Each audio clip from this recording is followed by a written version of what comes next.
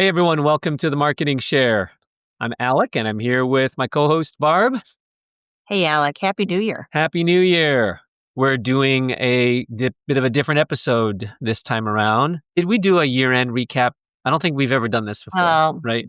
This is kind of like the new Christmas card, right? It's kind of late and now people move it into the first of the year, right? I think if we do it in January, it still counts.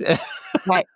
This topic is not recap of the year. It's trends and moving forward topics, right? Yes. Thank you for the reframe. That is, yes. We've reframed it to trends going into 2026. But we are thinking back on all of the people that we talked to this year, and taking a bigger look at like where did we come from and now where are we going? And so, yeah, let's dive into some of these topics that I think we've gained some perspective on and are helping us as we do our plans for 2026, right? Yeah. I think, first of all, big heads up and thanks to all of our guests this year who have made the Marketing Share a great podcast and such great discussions we've had. We continue learning, and I think that's the theme now, right? I used to say you learn, you earn, and you get return. Mm-hmm. Really now it's just all about learning. It's about learning, yeah. I think the other things do happen. They happen in ways that are not as directly obvious, but I agree. I would say the same thing. Thank you to all the guests that came on the show. Thank you for listeners that tune into our podcast. We appreciate you. Hit like or subscribe. If you hear it, helps us out. But yeah, and I can't believe we've been doing this for... I know, thousands of views now and so forth. So that's exciting. Yeah. All right.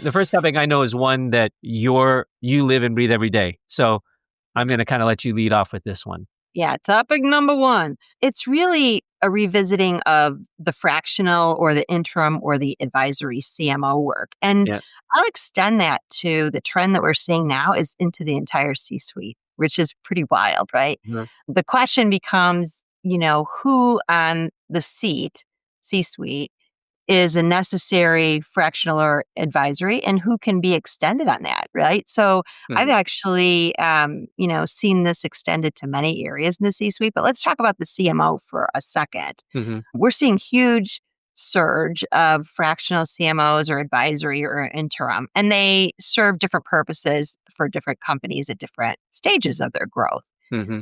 But certainly this has become a movement.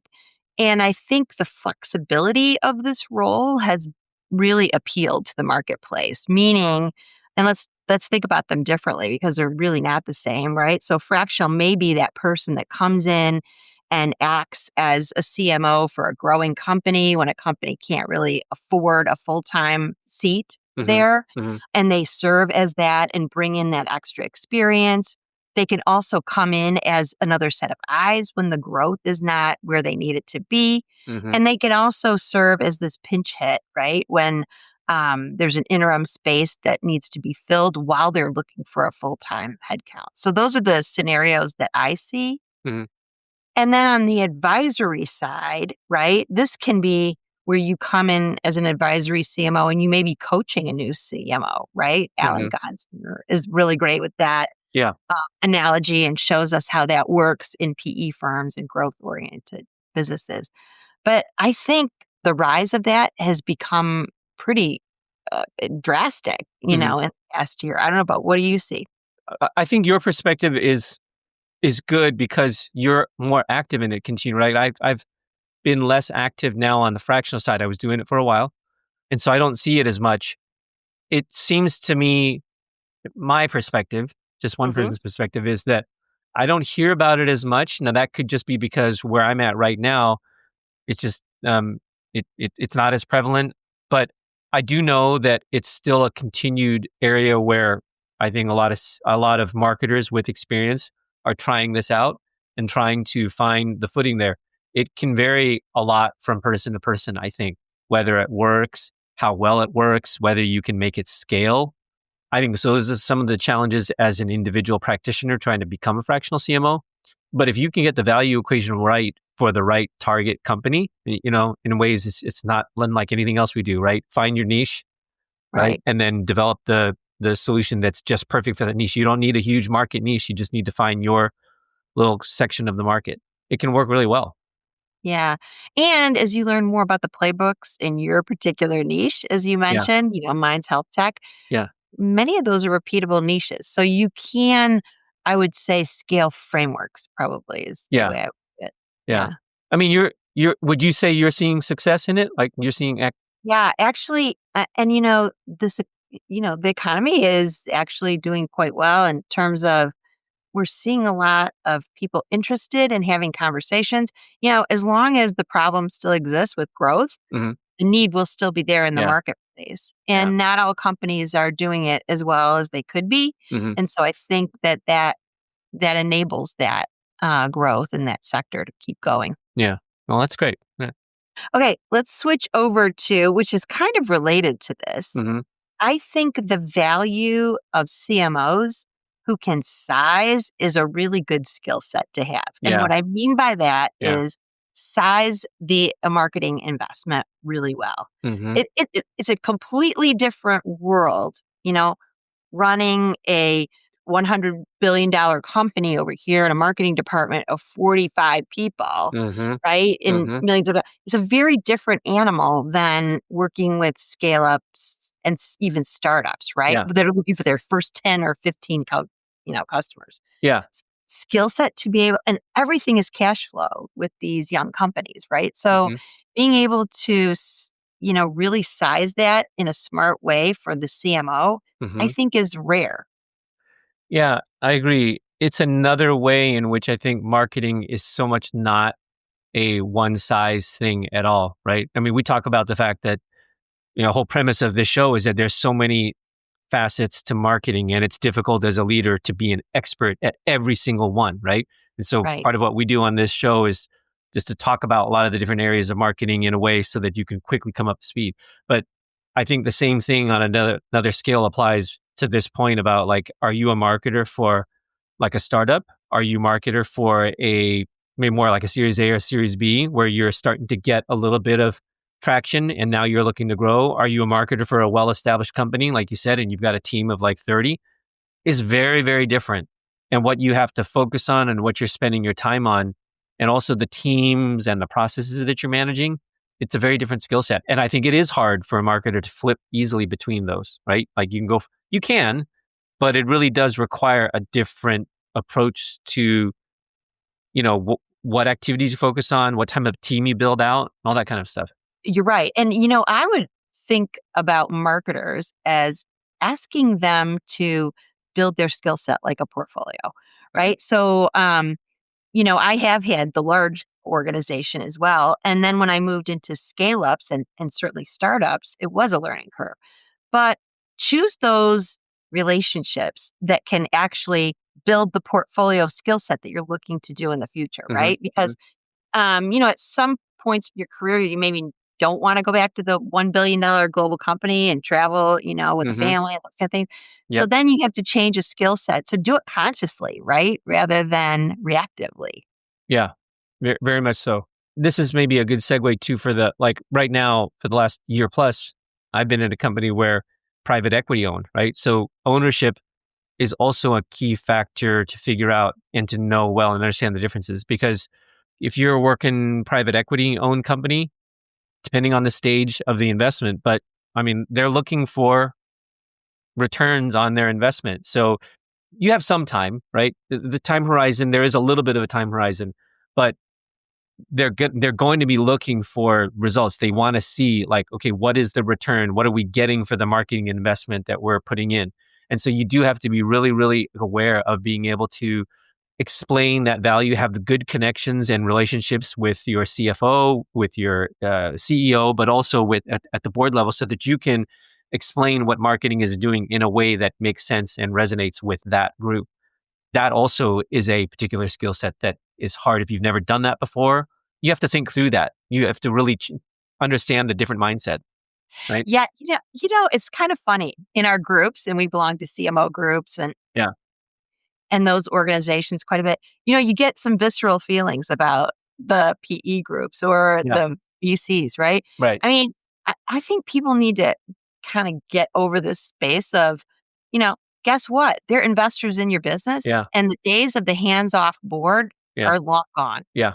And they have a right, and they have a totally clear right to be able to check on their investment and make Yeah. sure and challenge the team Right. to make sure that they're doing all the things that they hear of. I think that for them to be good partners of the operating company, Mhm. to not have the operating company be so reactive. Like, when a board member says something, right? The operating company thinks they have to react to it all the time. And I think sometimes it's just an input. Hey, have you guys thought of this best Mhm. practice? Because many of these PE firms are now finding best practices across all these industries. They want to Mhm. share them. You don't Mhm. have to react to everything you get from the board, Mhm. but it's an input Yeah. that you definitely have to, be clear on. And Yeah, you have to be responsive, but but the board also wants to see that your expertise. So they do want to hear your input, right? right. If you have a strong perspective or a recommendation on why to do something or why not to do something. But also understand that there is a give and take, right? There's Yeah. some compromise, there's some middle ground there because yeah, it is their money. They're putting the money in and they want certain things. You also have to respect that. I think it's good, just like anything else, whether it's your CEO or whether it's your board, if you educate them on the things that you're doing and the reasons you're doing them, Mhm. ask for input. I mean, to me, that makes the relationship stronger. Right. Now, a kind of a tangential point, I think, is as a CMO or the head of marketing, even if you're not CMO title, but if you're the lead in marketing, Hmm. relationship with a CFO, really, really critical, right? We had a couple guests on this year talking about that. I'm seeing this, the importance of this. Let's touch on that a little bit because some of the things I think that we learned there and heard from others can really go a long way to elevating like as a CMO, elevating your stature at that C-suite level, right? That CFO relationship is really critical. And I've recommended fractional CFOs into business. We've had some of Yeah. my partners on this. Again, you don't think of these organizations, these relationships adversarial. You think of them as bonuses for you, right? Hmm. Because your CFO can actually help you frame things Hmm. if, in a ROI way that you're maybe not used to, especially as a newer marketer. Yeah. And also, if the CFO doesn't get what you're doing in Mhm. marketing, right, then now you're at a disadvantage. So Right. you need to close that gap. You need to help create that relationship and that level of understanding so that they do understand. And I think it's a really good, just a growth area for marketers too, to be able to elevate from tracking marketing activity at the operational and tactical level that we're accustomed to. Like, we always want to talk about MQLs, or wanting to talking about these lower level. And I don't mean low isn't bad, right?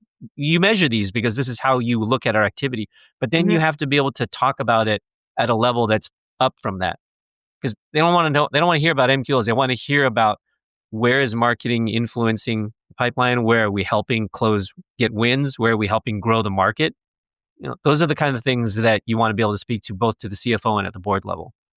Yeah, and if you recall, some of the comments that we heard from fractional CFOs were they actually see the marketing relationship and the CFO as a strength for the business, right? Hmm. Because if you can actually combine great thinking around growth and how we can position better for success, combined with the ROI and the really high attention to return, Hmm. that's really a plus for the business. So if you can't have that relationship, it's not just helping them understand what you do, it's actually a force multiplier for the business overall. Yeah, yeah, totally agree. But to your point, yes, marketers need to be more adept at thinking it. And by the way, we're all investors, right? Don't we all care about the way we invest money and the way we invest time, resources, capital, Hmm. etc.? I Hmm. mean, that, to me, it's like marketers need to embrace that. And if I was teaching a marketing class today, Hmm. that's where I would start probably. Yeah, right. There is marketing spend, but you'd have to look at it like an investor, right? Why are we spending this? What do we get That's out how of the it? company looks at it, Yeah, right? This is right, the motion for growth for right, us. right. Is it delivering on the motion? Not everything is as black and white as, a financial statement, right? Yeah, right. Yeah. So you have to do your good salesman hat. You have to put on your sales hat and you have to really explain that and build your case for it, basically. Right. Okay, so boards are going to be involved. CMOs relationships are becoming more flexible for sure, in relationship to the company. And your ability to understand that flex, meaning a sizing of an organization, is going to be important if you want to expand your portfolio of skills. Expand your point, and also if you want to blast as a CMO, right? I mean, the statistic is still out there that the CMO is the shortest tenure C-suite, right? And we talked about that a couple times with a few guests about just why does that happen? What can CMOs do about it? And I think these are some of the things that rose to the surface, right? That being able to speak and network and build understanding, that's part of the job of the CMO. You're not just executing and strategizing in marketing. You are representing marketing at that C-level. You got to build the relationships. Yeah, you're helping your colleagues and functional leaders. You're helping them how to think about what you do. Yeah. Because, some people have a different idea of it. Everybody has a different idea, including marketers have different ideas. Right. All right. Let's flip the switch to the topic of the Marketing Share podcast right now, which is AI. Usually sweeps its way in somehow, right? Yeah. Well, AI is taking over just, it's not just marketing, it's everywhere, right? And then, of course, it's a persistent topic in marketing. I think that there were kind of two ways in which it seemed to materialize most often this past year. And I think still looking into, going into 2026, I think a key question is still around how does AI influence how people are searching for you and getting information, right? So there's the impact on search. And I think the second one is also just, there's all this talk about AI and how it can be used within the marketing team. I still think that is a very, what's the word I'm looking for? Fluid? Fluid, nebulous. It's like, I know there are thought leaders out there. We've had Lisa Adams on the show. Right. She's clearly out there talking about and providing models on how to do it. Mm-hmm. But actually turning those models and actually putting it into play, I still think it's just a fuzzy area still. Right. Okay, so let's take the top one. Yeah. Because search, I think we've been around the panic block and come back around at least, which of course, when everybody saw search change so much from their website and so forth, and the initial signals scared the heck out of everybody. Right. And then everybody was like, how do we show up in the LLMs? It becomes this. And so I think the fear circle has gone around. And as we've had some of our great SEO experts on, they've said, hey, you may see some changes in the nature of early stage, top of the funnel search, right? But the fact of the matter is once they come to your website and once they actually are in decision mode, the signals still show a good ROI on that side of the equation. So it may just change those early stage metrics a little bit. Yeah. Having said that, okay, so we always have to adapt. Having said that, what can we do to show up better in LLMs? We've talked about the content that we put on our site. We've talked about making that content a little bit more question answer focused, just like you would ask on an AI search. Maybe bringing some of the conversation that you might have in a sales meeting into your website so that you show up that way. I mean, those are some of the tips and tricks that many people are using, which I think is valuable for marketers. I do. And one thing that really has stuck with me is, ironically, AI is compelling us to write and to structure things better for humans. Because there was a time, I think, where prior to AI, it was all about figuring out how to game the algorithm, right? The Google ranking of the Google search algorithm. And now, though, just like, I think the message I tell now, and I tell my teams is, don't worry about that now. Just rate good content, because if it's a good content, useful, structured, and ordered well on our website, an AI engine will be able to comprehend that. They'll be able to figure that out. Now, use the right, H1 and H2 and H3 headings, but make Right. those logical as well. Because as long as it makes sense and it's easy to consume by an AI, then Mm-hmm. you're gonna get the understanding there, and you'll show up. And I think Yeah. I like that advice. I agree. And another great add to that would be sometimes when companies tend to, talk to themselves because they have the jargon of the company. Yeah, I think AI can be a really great source to help you synthesize that in a yeah, better way if you use it that way as a partner. yeah, totally. Yeah. Yeah. Okay, so I heard a quote today, which was, AI moving from broad enthusiasm to measured evaluation. And I Hmm. think that that's a good theme as we think about how we're using it. Everybody's like, there's a lot of fear mongering out there I've seen in terms of, are you using AI this way versus this way? It's like people are learning, Hmm. okay? Hmm. But I do think that people are really thinking through your last point, which was how do we really utilize this group as a member of the team? And how do we execute much more efficiently utilizing AI agents? Hmm. And I don't know that we're all the way there yet, but we're certainly trying. And I know we have like agents for research and we have agents for go to market strategy and those kinds of things that we use in our company. But Hmm. Hmm. um, to fully use a fully AI agent team, I haven't seen it in practice quite yet. Yeah.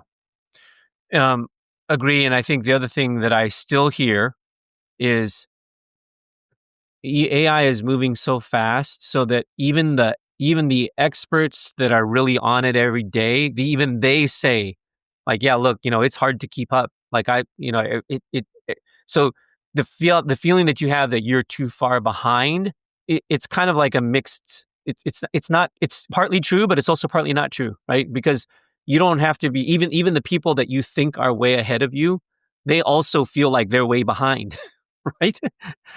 And so they keep saying, I know the message still is, look, just even if you get in now, just get in now and start learning, Oh, yeah. start doing whatever you can, and that's still better. Now, I feel like at some point maybe there's we're gonna that's gonna shift, and you will be like, okay, you know what, you are behind if you don't know at least A, B, or C, right? Yeah. But I think even the experts right now are just still saying no. Like there's still so much going on. Just get over that worry, get over that concern, and just Right. get in there and I, play around with it. and that really kind of is the final kind of, I think, point that we wanted to make on this, or, the final angle is you got to get comfortable being a constant learner. Yeah, I mean, because that's what AI is right now, yeah. and it's happening all over the organization because we're using it all over our Hmm. organization, right? And Hmm. I think the best approach is to help people. Hey, I tried this today. Guess what I found? I mean, Hmm. because that's what's really generating some great energy in the organization around Hmm. sharing best practices and learning together. Hmm. And gee, or sharing, hey, I can't really seem to get this thing to execute for me the way I want to. Hmm. Does anybody have any tips or tricks on that? Hmm. Yeah. Yeah. Finding a group of people, or some people to share ideas with, or just bounce questions off of, or say, this is what I'm doing, and who else is doing it, even if it's within your own company. But all of that stuff is helpful. I do it all the time. And yeah, you feel less stupid when you see other people asking similar questions or the same types of questions. I also would caution people on that, let's hire the AI expert, right? Who's Yeah. this AI, and then everything funnels through the AI expert. I mean, that's not really immersing yourself in Yeah. AI. Right.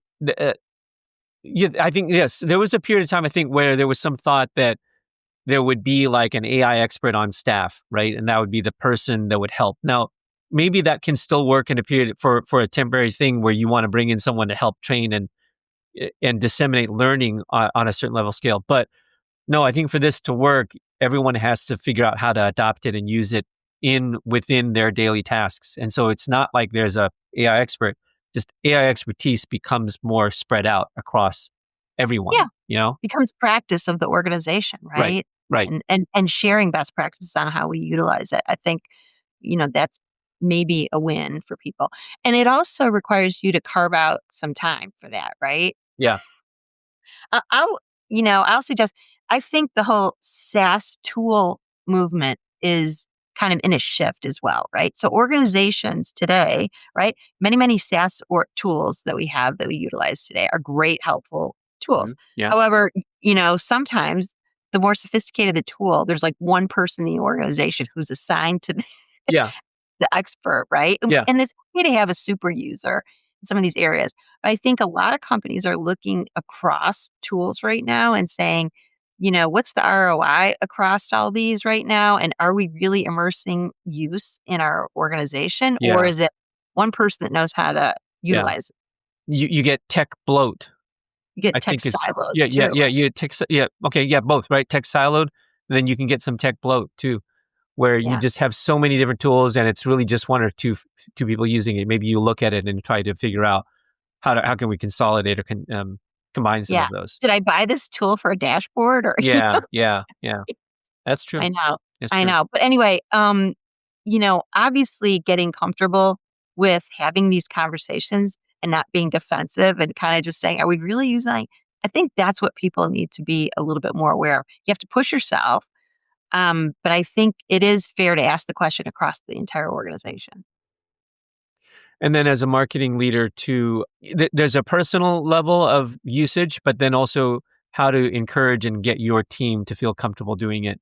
You got to create an opportunity for them to experiment, to try and learn from doing, right? Right. Yeah. Right. You have to create a culture of learning, Yeah. right? Yeah. So, what does that look like in your organization? Are you, doing that as a leader? Are you creating that space, helping them create that space? Yeah. Sometimes it's a little bit of a boundary, right? Yeah. Give people some time and, ask how it's going and, kind of check in, look at what's happening, see how Mhm. it's developing. Some may be, as in any organization, some will be faster than others, Mhm. but sharing those across the team is important. All right, All Alec. right. Well, I think those are our highlights for kicking off 2026, right? Or what did we say at the beginning?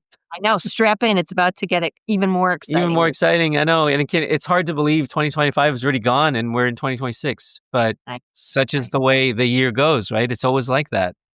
I know. I see a lot of opportunity this year and a lot of growth. So I'm excited about what's ahead. And I'm excited we're doing the marketing share this year. That's right. And I think for this coming year, also we have a goal to bring in some more marketing leaders onto the show. So those are some of the changes we can look forward to for the show this year.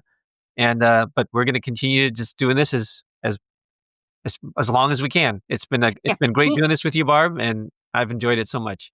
I know. It's been fun ever Yeah. since we met, right? In Yes. a company, that was trying to figure out marketing for two different divisions, right? Yeah. That's how we I know. came together on this. Anyway, yeah, new marketing leaders is our goal for sharing kind of those experiences for our team too, is one Yeah. of our goals. Yep. All right.